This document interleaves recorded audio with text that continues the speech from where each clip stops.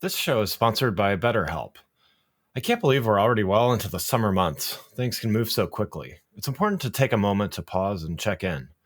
What do you want to celebrate so far from the year? And what are some adjustments you might want to make for the rest of the year?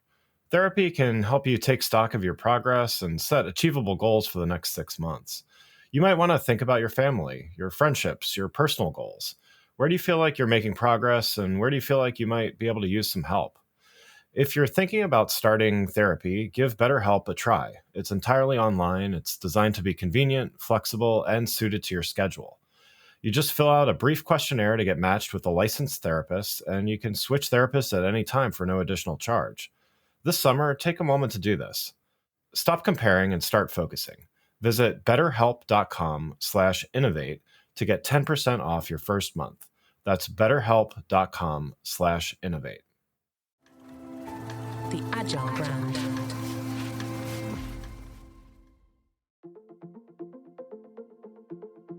Welcome to the Innovation Economy podcast, where we look at the factors that drive business growth, including how people, processes, platforms, and places work together to create the future of work.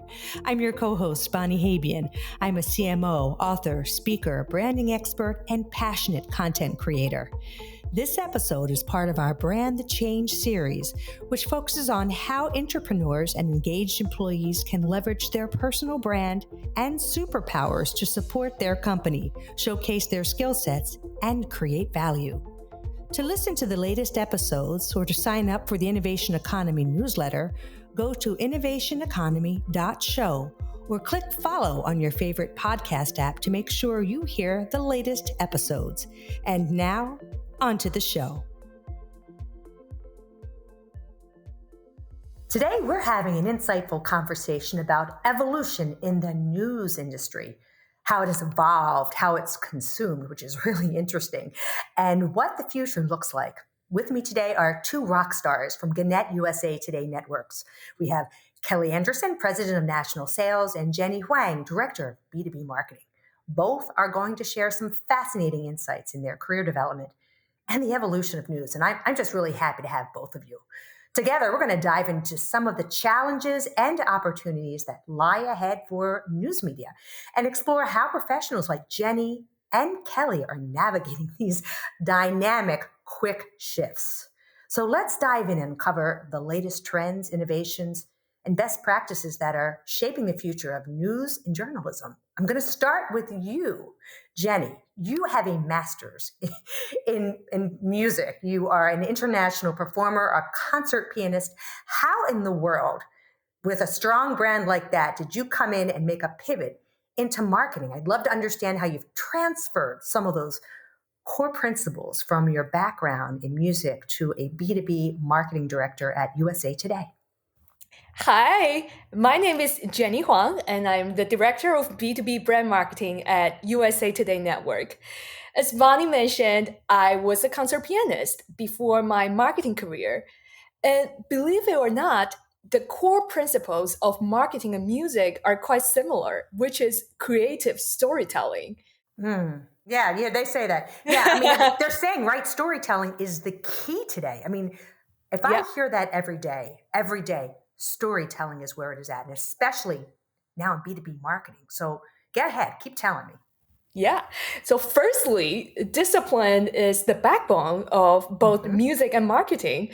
To become a great musician requires countless hours of practice, attention to details, and continuous refinement. Similarly, in marketing, discipline means that you have to stay focused on long-term goals and the big picture. In the meantime, maintaining brand consistency, repeatedly communicating your brand messages, and constantly refining strategy based on data and feedback. Well, let me ask you, when you were a little girl studying to be a pianist, did you ever think you were one day going to be in marketing, or it just kind of happened?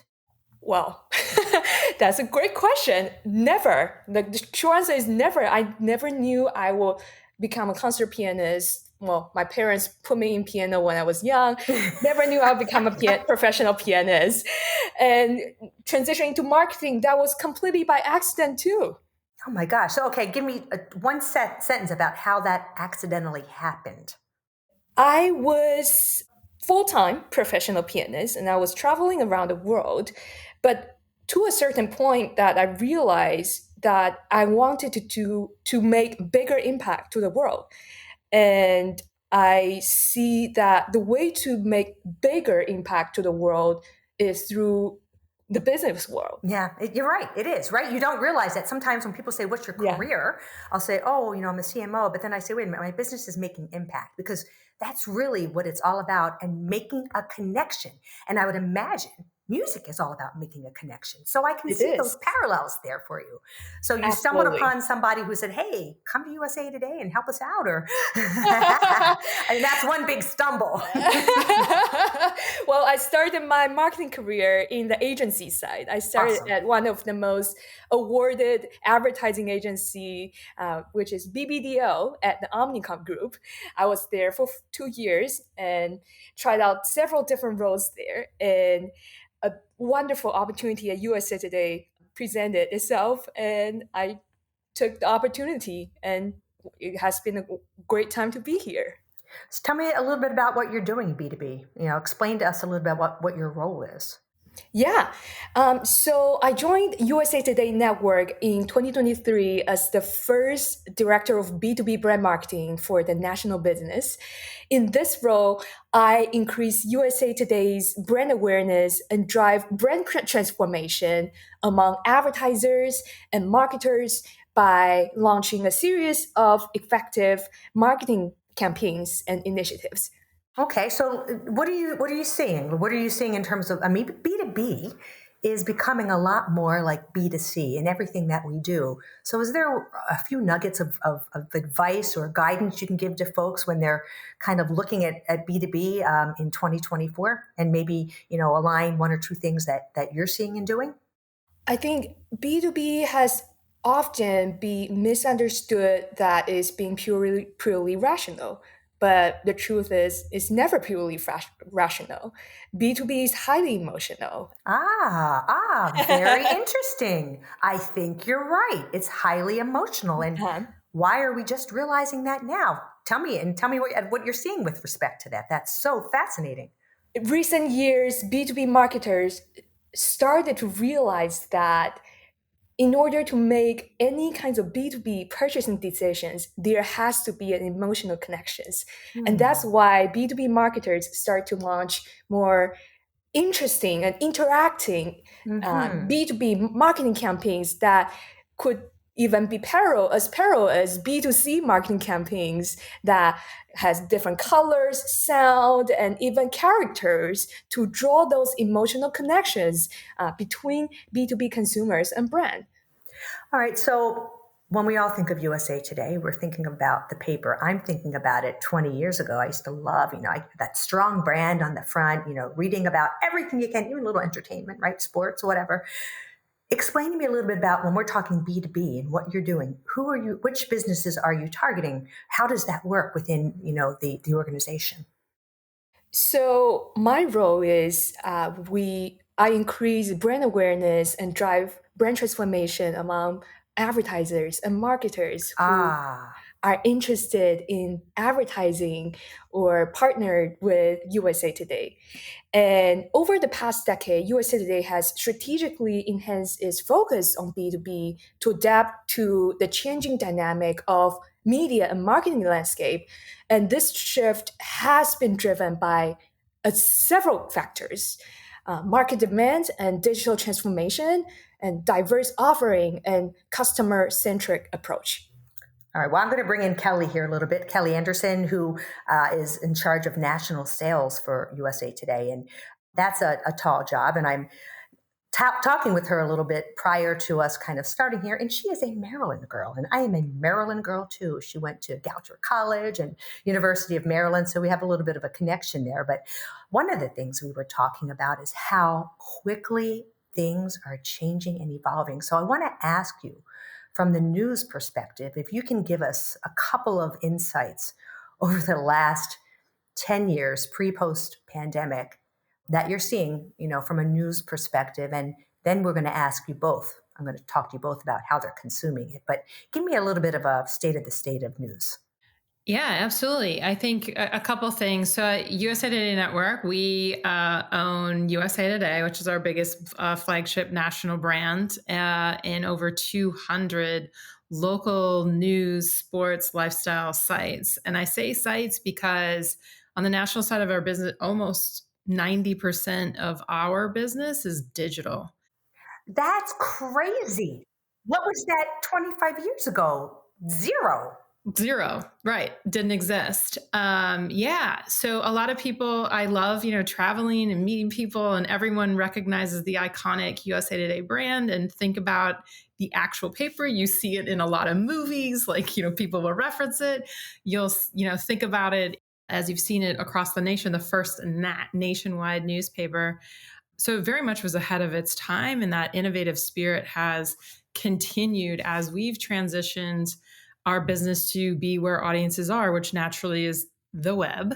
And we've increasingly seen that continually change, then going into social media over the past, decade, and then into newcomers, and then very strong in video and different platforms like TikTok and the rise of search. I think a lot of publishers and other content creators and storytellers have seen that same journey of following where audiences are going. I don't think anybody has the crystal ball of what's next. We have seen the landscape become so fractured.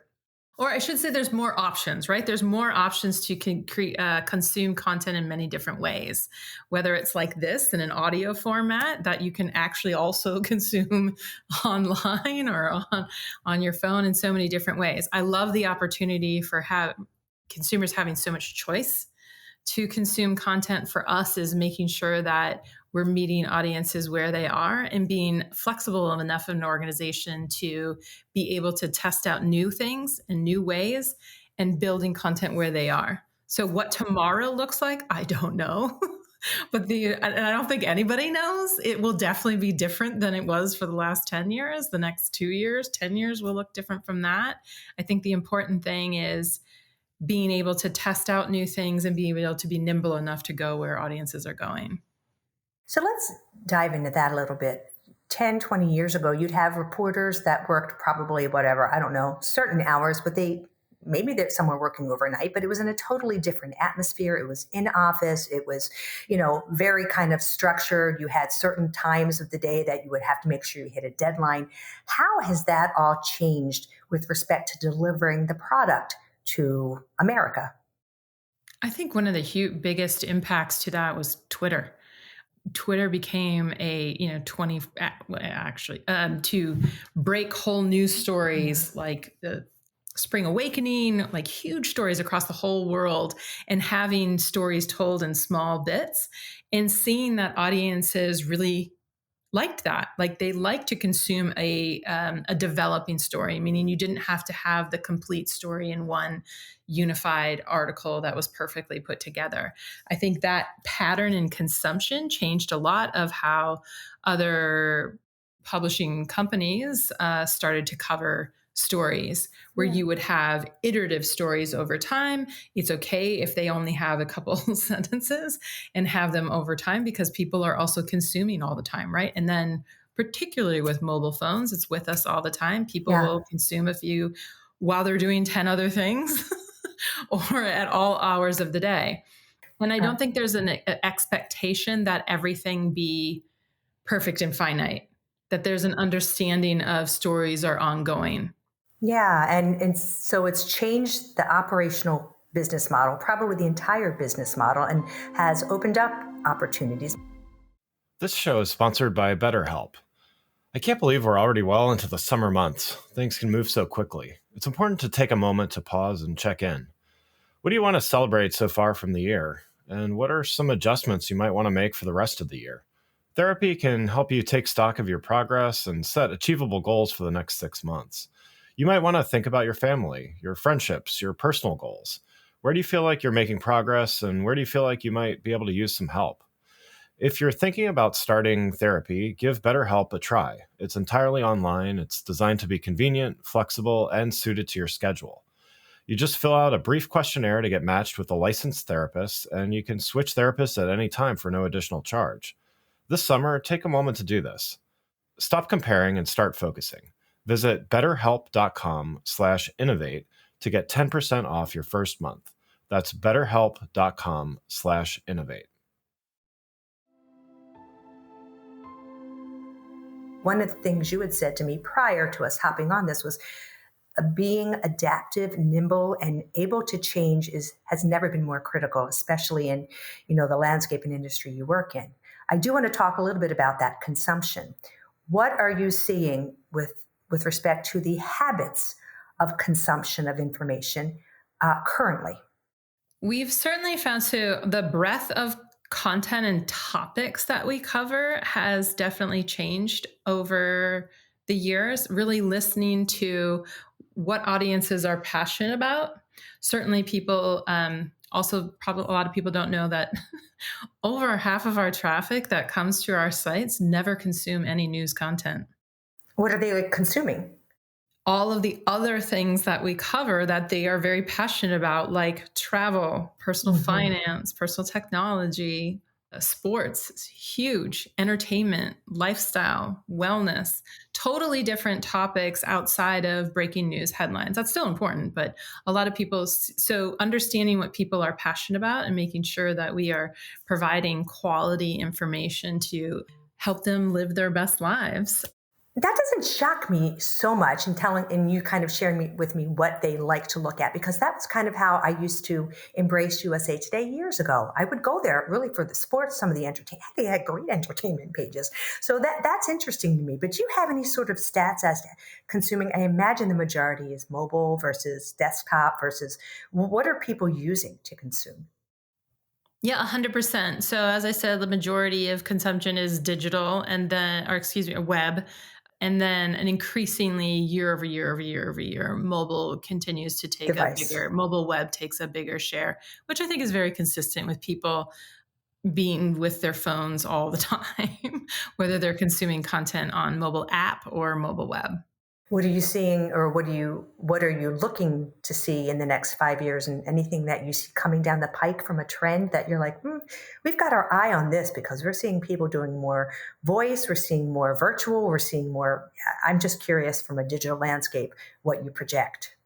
100%. I would say in the short term, we would expect to see more consumption of video content. Like people are just looking for this audio and video more than having to read something or wanting to read something, or giving people the option to consume a story in multiple ways. So you can listen to this story, you can read this story, or you can view this story. So people consuming content in different formats. I think the other one that we're keeping our eye on is how people discover content. I definitely see just a shift in my use case of one of team members that are on our team that are, just out of college. The way that they consume content is very different from me. And my 10-year-old consumes content very different from me and from them. There's definitely, I don't know if it's so much age range or if it's just experience. I think it's just very different of how people are discovering and consuming, and knowing that audiences are not going to individual websites and typing in a name to specifically consume it, right? It's all through search engines, or right? Or how do you rank where that's? Again, totally different of what you looked at 20 years ago. Correct. So spending time thinking about being very, very smart about search. Where do you want to appear? How do you appear? Under what topics and terms do you really want to be aligned with? I think which is important about what audiences you're going after, and on what platforms or methodologies do you want to be discovered? How do you get new audiences to discover your brands and eventually, as a brand marketer, bring them back? Yeah, so this question is for both of you. How do you leverage your position sort of as an innovator of news and information to really stay ahead? And you answered some of that, right? You really have to figure out where people are searching, and it becomes almost like a psychological demographic device. So much more, I'm sure, very, very data driven, but maybe the both of you can tell me a little bit about how you leverage the ability to be so innovative, to stay at the forefront and be very competitive in delivering that product. Jenny. I think future marketers will need to master digital proficiency and data literacy and customer centric approaches. They also must excel in storytelling, as we mentioned earlier, and leveraging creativity while being adept with emerging technologies like AI. Yeah. And there are some other key elements which I also think are important, such as collaborations, ethical responsibilities, and a commitment to lifelong learning are also so crucial for navigating the evolving media landscape and driving brand and innovation success.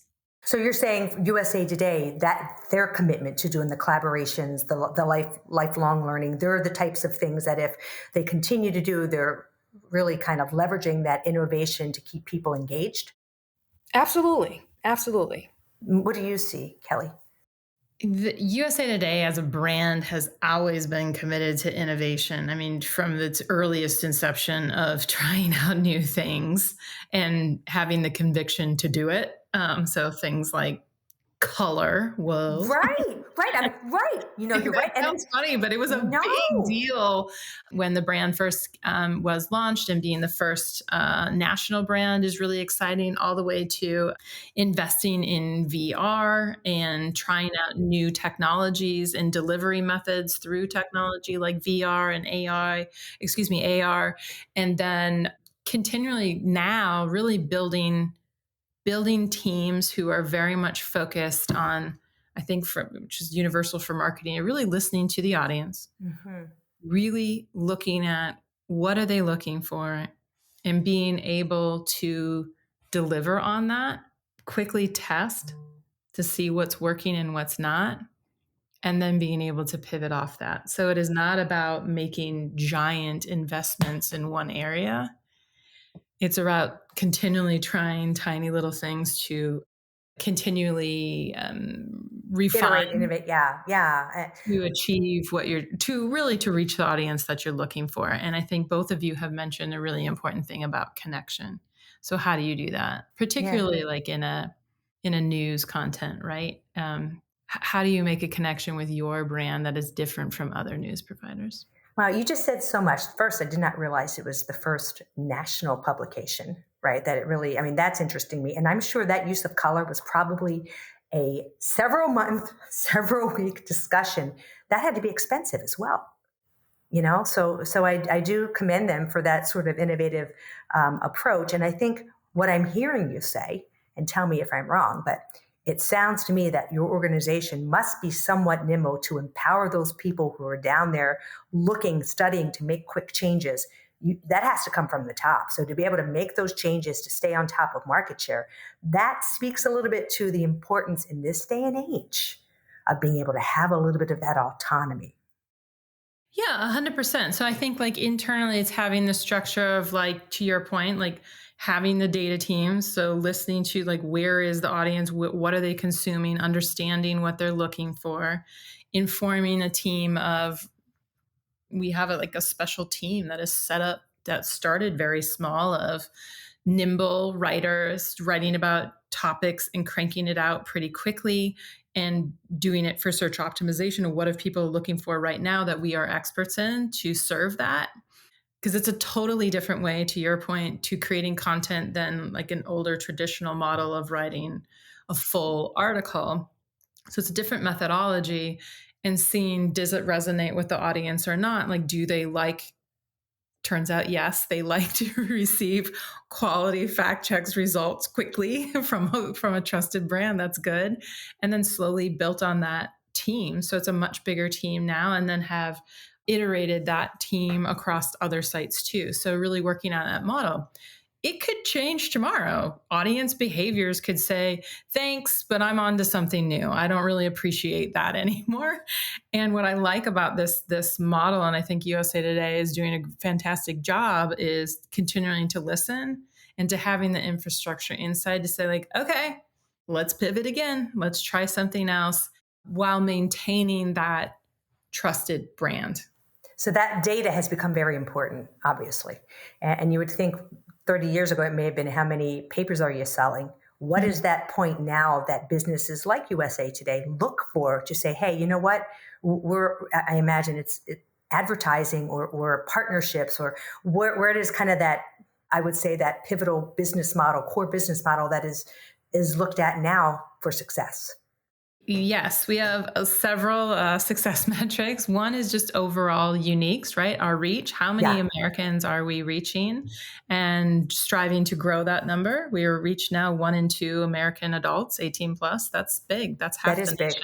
That's big. That is awesome. And it's steadily growing through great content creation and delivery, and really very, very excited for the team for those results. From a success metric, obviously, we need to continue to grow audience. We need to continue to monetize that audience. Yeah. And I think one of the challenges that a lot of publishers are facing is really finding that right balance between having multiple revenue sources. I think that's pretty clear. And even from the inception of newspapers way, way, way back when, hundreds of years ago, there was always subscription, there was always advertising, there's multiple forms of revenue. We still see that today. You still need multiple forms of revenue and curiosity to try out additional new ones that may not exist today. Okay. Jenny, what are you seeing a little bit with respect when you're talking about B2B and really kind of partnering with larger companies to do advertising and things of that sort? What's working? What are the successful partnerships or the successful partnerships looking like? Mm-hmm. What makes that say, hey, you know what? We're able to, pitch X, Y, and Z and ascertain X, Y, Z because our company or USA Today is doing this right. So let me give you an example.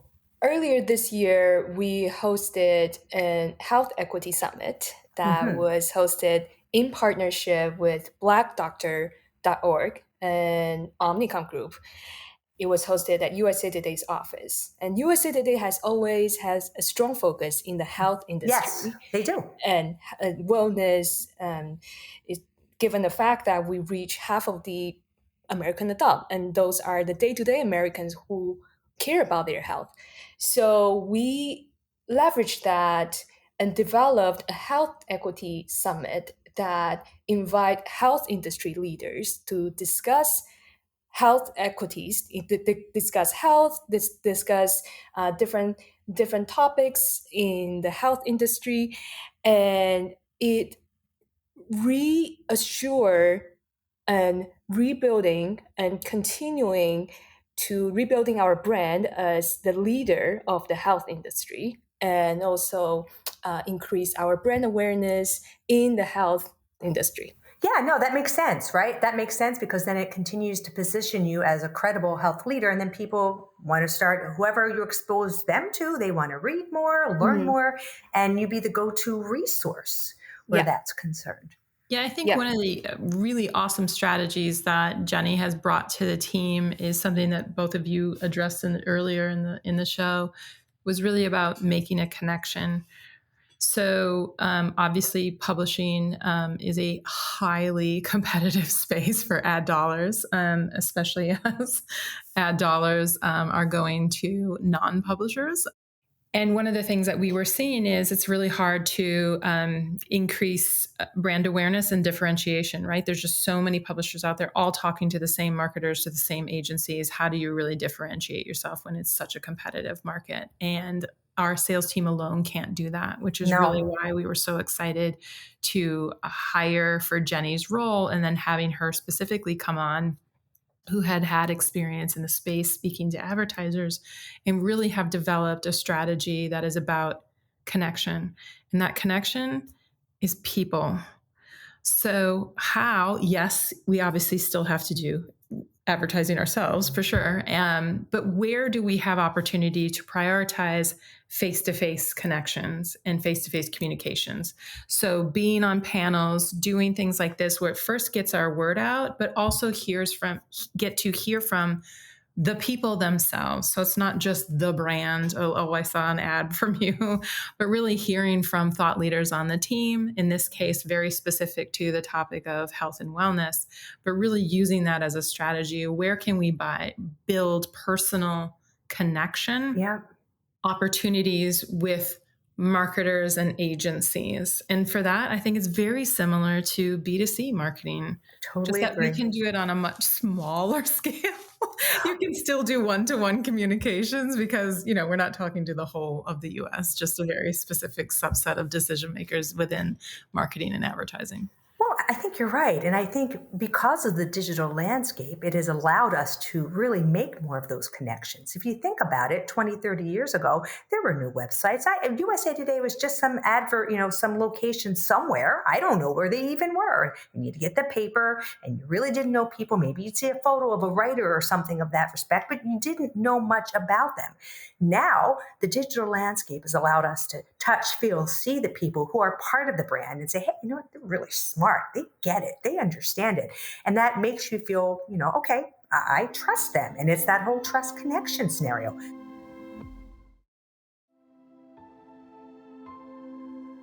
I do want to ask both of you this, and maybe you both have different perspectives, but given what happened with the pandemic, I am sure at that time, you probably learned a ton, but also did you have to pivot, and did it accelerate some of the strategies you may have thought about 5-10 years ahead? Yeah, 100%. From a advertising sales perspective, I think we're not alone where it just fell off a cliff. I mean, everybody saw it, like, what is happening with the world? Where is everybody going? A lot of advertisers just stopped spending altogether because they just didn't know nobody did. We didn't know what was happening. So it'd be silly to just run campaigns and waste money if you're not actually reaching everybody.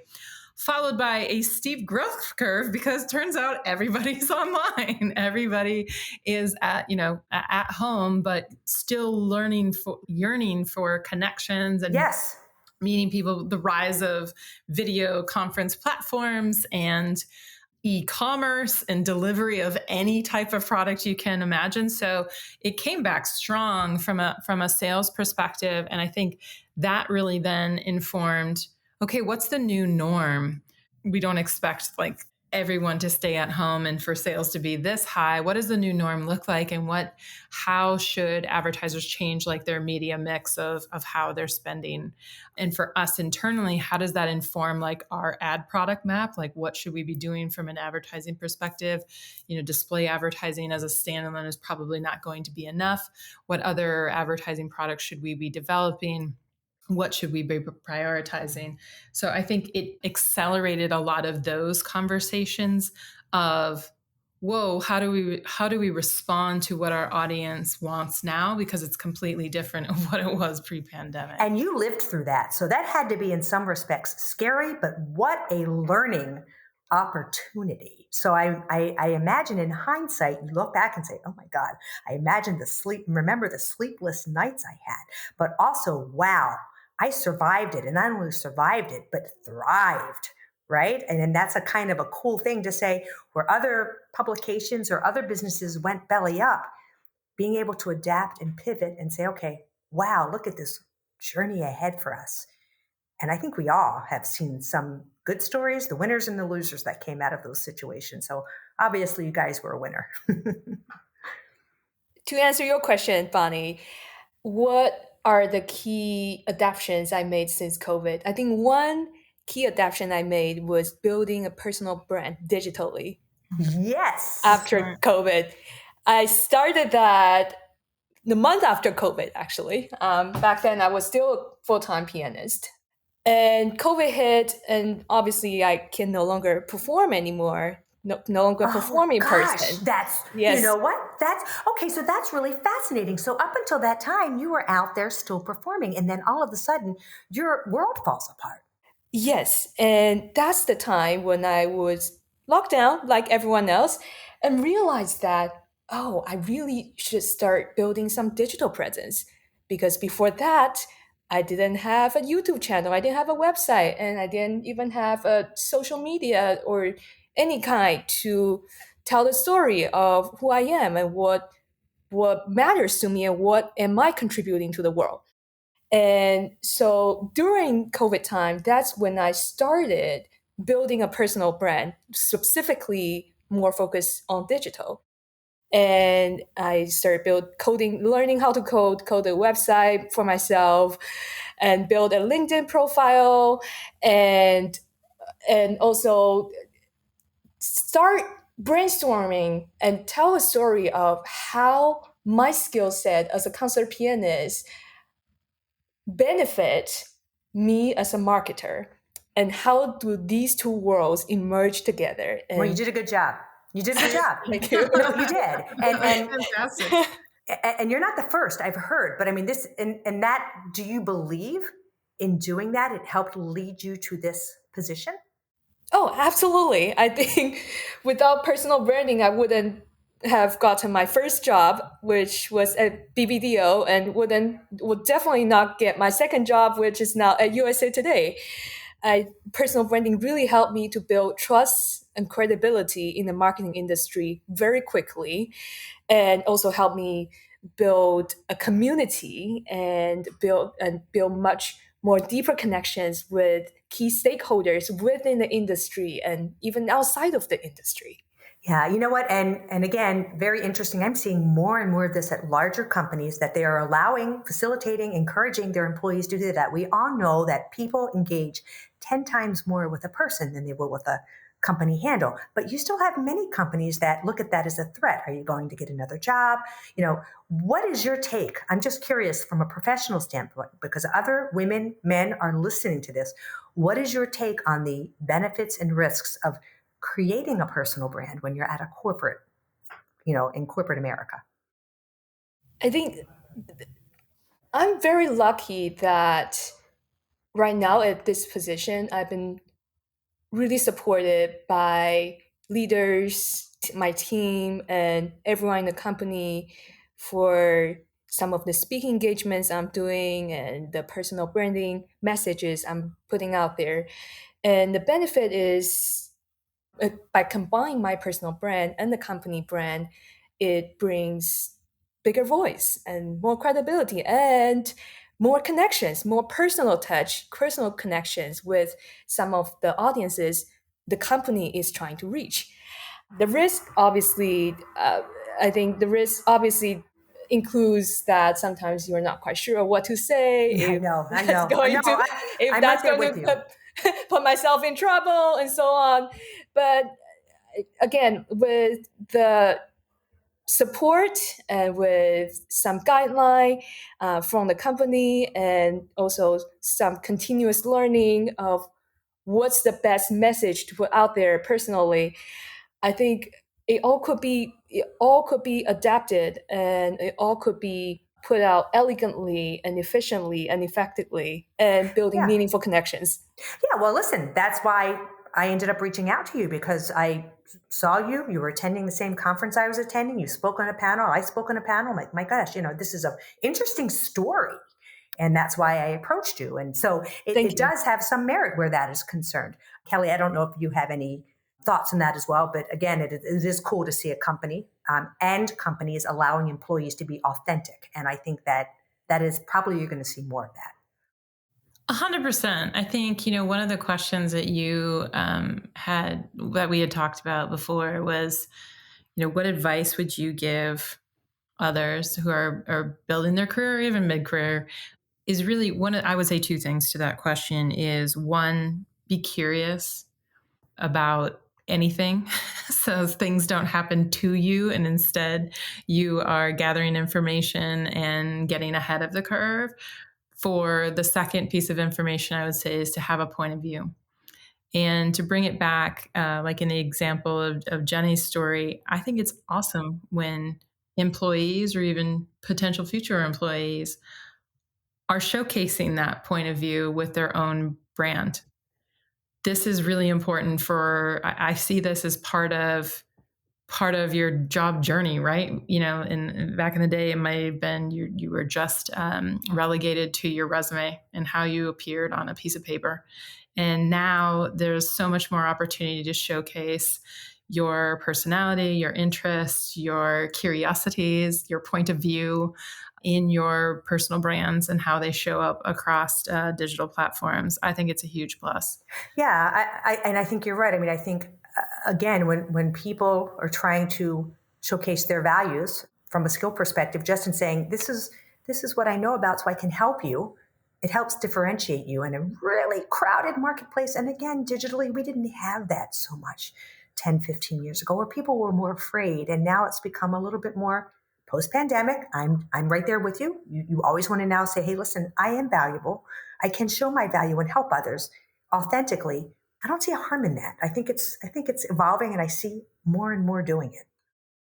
Well, you gave your, did you have one more piece of advice? Because I always end on the 3 pieces of advice. You gave 2. Is there anything else, Kelly, you want to add before I go to Jenny? No, I only have 2. You only have 2. I knew you were going to ask me that.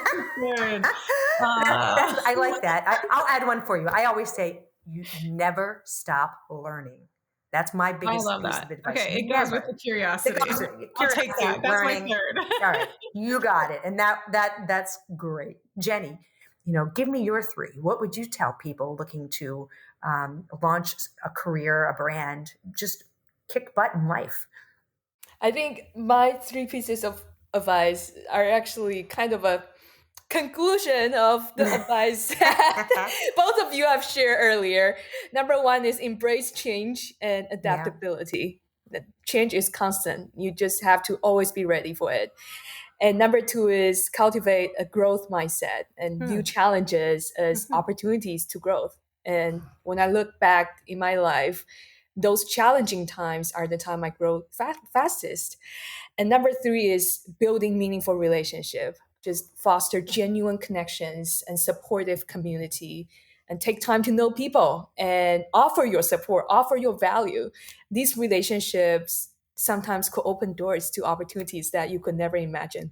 Yeah, well, you know what? I have so enjoyed my conversation with both of you. It was great learning. It was great insights. So it's really been helpful. And I know our audience is going to love this, because really those rapid changes and dynamics you're talking about is completely, to me, the confirmation that this digital landscape continues to drive how news is delivered and experienced, and how people are evolving in their own careers and lives. So if anyone wants to learn more about Jenny and Kelly, their information is in the show notes. Thank you both.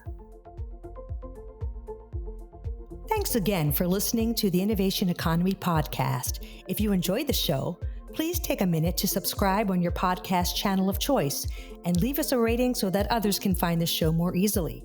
You can access more episodes of the show at www.innovationeconomy.show. The Innovation Economy is produced by Missing Link, a Latina-owned, strategy-driven, creatively fueled production co-op. From ideation to creation, they craft human connections through intelligent, engaging, and informative content. Until next time, let's keep innovating.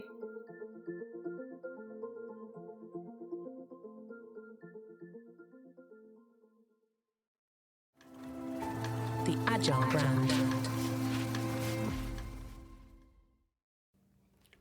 Hi, I'm Mark Slayton, the host of the Delighted Customers podcast and the creator of the Trusted Guide Roadmap.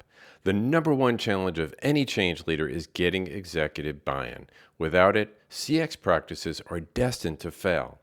You know the frustration when you don't have the support that you need. That's why I developed the Trusted Guide Roadmap Masterclass. It's unique because it's live, interpersonal, hands-on, and we give you proven frameworks, tools, calculators, and other resources to empower you to effectively lead change. To learn more, visit empoweredcx.com. Enrollment is now open for this quarter's masterclass starting October 16th. Don't miss your chance to join us.